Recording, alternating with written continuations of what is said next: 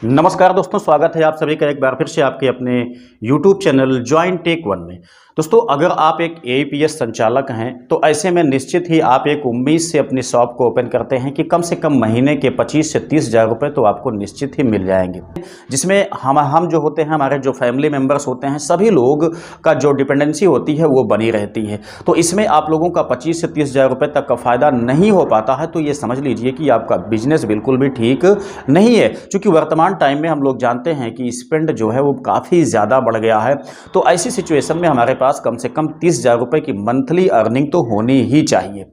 ठीक है, तो आज हम इस वीडियो में दोस्तों ऐसी ऐसी बातों को ओपन करने वाले हैं जिस पे आप लोग बिल्कुल ध्यान नहीं देते हैं। जहां पे दोस्तों कंपनियों का फ़ायदा होने वाला होता है, वहां पे ना तो NPCI, ना तो बैंक, ना तो स्वयं कंपनियां किसी भी टाइप का कोई ऑब्जेक्शन नहीं करती हैं, कोई बाउंडेशन नहीं लगाती हैं। लेकिन जहां पे रिटेलर का फ़ायदा होने वाला होता है, वहां पर दोस्तों ये बहुत सारे बाउंड लगा देती हैं, साथ ही साथ हमको कमीशन भी कम देती हैं। ठीक है, तो हम सब कुछ आपको यहाँ पर लाइव दिखाने वाले हैं, कितना आपको यहाँ पर स्ट्रक्चर में कमीशन मिलता है, कितना आपको मिलने की पॉसिबिलिटी होनी चाहिए, सारी चीज़ों पे हम यहाँ पे बात करने वाले हैं। तो ये वीडियो आप सभी लोगों के लिए काफ़ी ज़्यादा नॉलेज वाला होने वाला है। तो अगर आप लोग इस वीडियो पे आ गए हैं तो स्किप मत कीजिएगा, काम की बात आपके लिए इस वीडियो में खोलने वाला हूँ। तो आइए हम ले चलते हैं आपको अपने पेनियरबाई ID में, जहाँ दोस्तों सभी टाइप के जो दिशा निर्देश होते हैं वो दिए रहते हैं, लेकिन हम लोग उस पर बिल्कुल भी ध्यान नहीं देते हैं। ये वीडियो दोस्तों आप लोगों के लिए इसलिए काम का होने वाला है क्योंकि हम लोग जानते हैं UPI भी अब यहाँ पर अपने ट्रांजैक्शन पर काफ़ी ज़्यादा चार्ज वसूलना चालू कर दी है। तो इस सिचुएशन में आप लोगों का फ़ायदा कहाँ से हो सकता है? जैसा कि हम लोग जानते हैं DMT करते हैं, APS करते हैं, यही दो चीज़ें जो होती हैं दोस्तों आपके लिए सबसे ज़्यादा अच्छा बिजनेस है।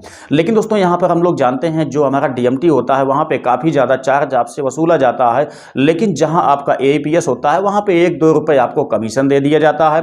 दूसरी चीज़ दोस्तों यहाँ पे ये है कि जो मिनी स्टेटमेंट होता है उसके माध्यम से आपको बताया जाता है कि यहाँ से आपका 1 रुपये भी प्लस हो सकता है। तो ये कुछ भी नहीं है। ठीक है, तो आइए सब कुछ मैं आपको लाइव दिखाता हूँ अपने पेनियरबाई ID में ले चल करके। दोस्तों वीडियो आपके लिए बहुत ज़्यादा काम का होने वाला है, इसलिए बने रहिएगा, बिल्कुल भी स्किप मत कीजिएगा। जैसे हम चले आते हैं अपने पेनियरबाई ID में दोस्तों, आने के बाद हम यहाँ पे चलते हैं 3 डॉट के ऑप्शन पे। तो जैसे इसको क्लिक करते हैं आप लोग देखेंगे तो यहाँ पे आपको कमीशन स्ट्रक्चर दिखाई देता है। ठीक है, जिसको आप लोग शायद ही कभी ओपन करते होंगे। यहीं पर सारी चीज़ें मैं आपको यहाँ पर समझाने वाला हूँ। तो सबसे पहले इसको हम क्लिक करते हैं। तो जैसे हम यहाँ पर क्लिक करते हैं आप लोग देखेंगे 2 टाइप का यहाँ पर कमीशन स्ट्रक्चर आपको दिखाई देता है। एक दोस्तों यहाँ पर रिचार्ज से संबंधित है, एक आपका अदर कमीशन है। ठीक है, तो हम यहां पे अदर कमीशन वाले ऑप्शन पे क्लिक कर लेते हैं। अभी दोस्तों हम लोग आ चुके हैं अपने इस वाले सेक्शन पे। यहाँ पे दोस्तों आने के बाद आप देख सकते हैं इनका कोई मंथली चार्ज नहीं है, ये बात तो सत्य है। लेकिन नीचे हम लोग आते हैं तो यहाँ पे आप लोग देख सकते हैं तत्काल मनी ट्रांसफ़र। ठीक है, ये दोस्तों केवल पेनियरबाई की समस्या नहीं है, जितने भी APS एप्लीकेशंस हैं सभी की समस्या है। ठीक है, मैं आपको पेनियरबाई के माध्यम से यहाँ पे बताना चाह रहा हूँ। ठीक, तो आप लोग सभी में देखेंगे जो भी APS बैंक आपके पास है, जो भी कंपनियां हैं जिसका भी आप लोग यूज करते हैं, सभी में आपको इसी टाइप का स्ट्रक्चर देखने को मिलेगा। यहाँ पे दोस्तों हम लोग देखते हैं तो कहा गया है कि तत्काल मनी ट्रांसफ़र, ठीक है, to any bank account in India. आप लोग यहाँ पर इंडिया के किसी भी बैंक में यहाँ पे तुरंत मनी को ट्रांसफ़र कर सकते हैं। लेकिन दोस्तों यहाँ पे कमीशन की बात की जा रही है। कमीशन आपको कितना मिलता है उसको आप अच्छी तरह से यहाँ पे समझ लीजिए, क्योंकि यही तो आपके लिए सबसे काम का है। ठीक है, जहाँ से आपको फ़ायदा होने वाला है। अब हम लोग देखते हैं यहाँ पे तो बताया जाता है कि 0 से लेकर के 1000 के बीच में अगर आप लोग ट्रांजैक्शन करते हैं, मतलब मनी को ट्रांसफ़र करते हैं किसी के अकाउंट में, तो यहाँ पे आपको 4.5 रुपये का कमीशन मिलेगा। ठीक है, जबकि कस्टमर के अकाउंट से कितना कटेगा आप लोग देख सकते हैं, 10 रुपये कटेगा कस्टमर के अकाउंट से। ठीक है, तो सारी बातों को आप समझिएगा। अभी मैं आपको बहुत ही काम की बात यहाँ पे बताने वाला हूँ। आगे देखेंगे, कहा गया है कि 1001 रुपये से 1500 रुपये तक अगर आप यहाँ पे ट्रांजेक्शन करते हैं, ठीक, मनी ट्रांसफ़र करते हैं, तो वहां पे आपको दोस्तों यहाँ पे 0.48% का कमीशन आपको मिलेगा। जबकि कस्टमर के अकाउंट से कितना कटेगा, 1% ही कटेगा।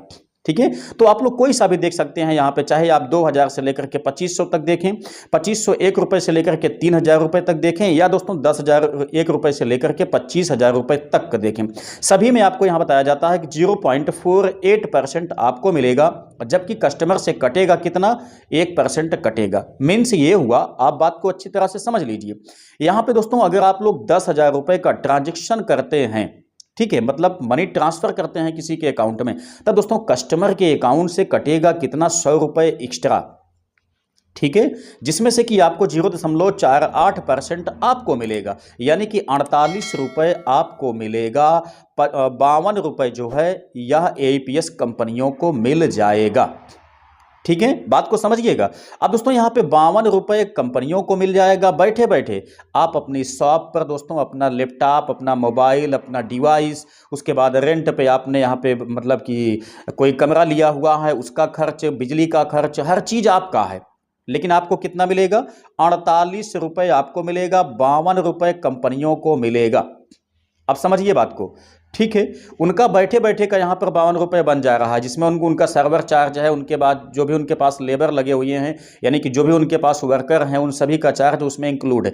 तो वो सब मिलाकर के उनका कितना हो गया, 52% उनका बैठे बैठे 52 रुपये बन गया। ठीक है, लेकिन आपको कितना मिलेगा, केवल 48 रुपये मिलेगा। तो ये बिल्कुल ओपन है।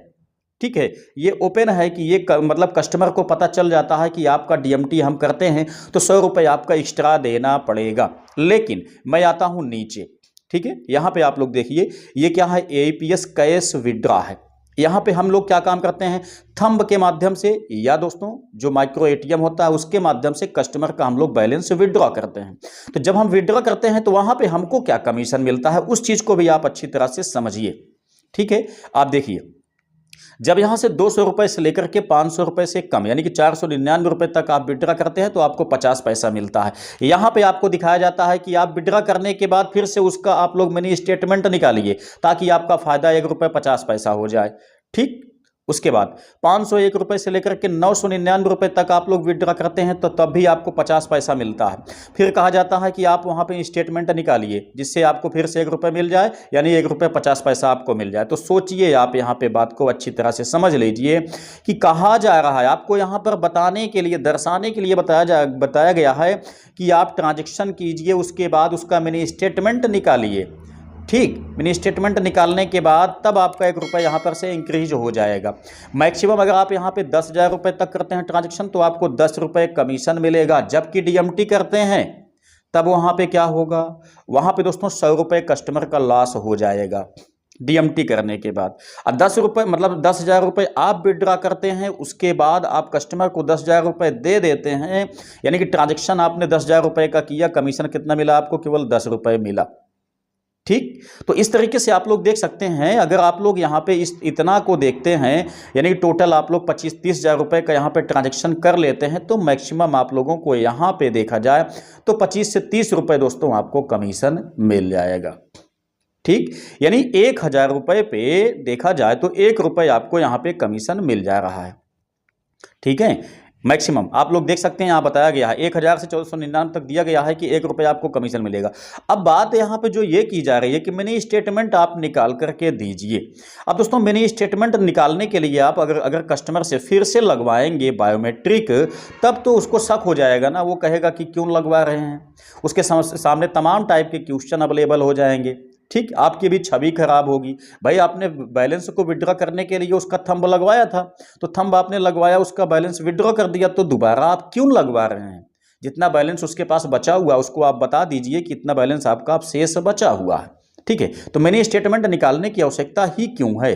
तो इन्होंने कहा है प्रत्येक ट्रांजैक्शन पर आप अगर मिनी स्टेटमेंट भी निकाल के देते हैं तो उसका 1 रुपये एक्स्ट्रा मिलता है। तो ये केवल एक कंपनियों का हाल नहीं है दोस्तों, जितनी कंपनियां हैं एईपीएस सभी का ये काम है।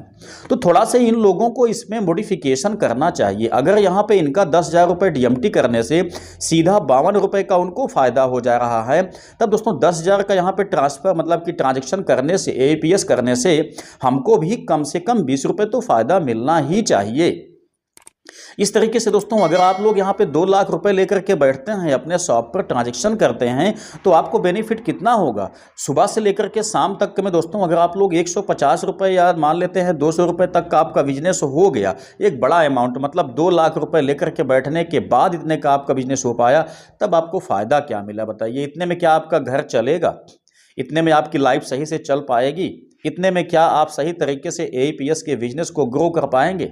ऐसा बिल्कुल भी नहीं है। तो दोस्तों यहाँ पर काफ़ी ज़्यादा बदलाव किया गया है 2024 में। तो कहीं ना कहीं दोस्तों इन लोगों को यहाँ पर एईपीएस के ट्रांजैक्शन से मिलने वाले कमीशन को लेकर के भी इनको बदलाव करना चाहिए। ठीक है, अब यहाँ पे अगर आप लोग कस्टमर से 10 रुपये, मतलब अगर आप विड्रा करते हैं 1000 रुपये, 10 रुपये आप उसमें से एक्स्ट्रा काट लेते हैं, तब वहाँ पे एनपीसीआई का रूल आ गया कि आपकी आईडी बंद हो जाएगी। अब बताइए, हम 10 रुपये एक्स्ट्रा काटें तो हमारी आईडी बंद हो जाएगी। और कंपनियों के लिए यहाँ पे 1000 रुपये पे 10,000 रुपये, मतलब अगर 1000 आप लोग डीएमटी करते हैं तो 1010 रुपये कटेगा कस्टमर के खाते से। उनके लिए कोई रूल नहीं है, कोई बाउंडेशन नहीं है, ठीक है ना। उनके लिए यहाँ पर एईपीएस जो आपकी एनपीसीआई है, जो आपका बैंक है, वो कोई बाउंडेशन नहीं लगाना चाहती है। तो कहीं ना कहीं देखा जाए दोस्तों तो ये एईपीएस संचालकों के साथ में ज्यादती है, ये उचित नहीं है। ठीक है, तो कैसा लगा आप लोगों को वीडियो दोस्तों? क्या आप लोग इस बात से सहमत हैं? कमेंट बॉक्स में अपनी राय को अवश्य सेंड करें।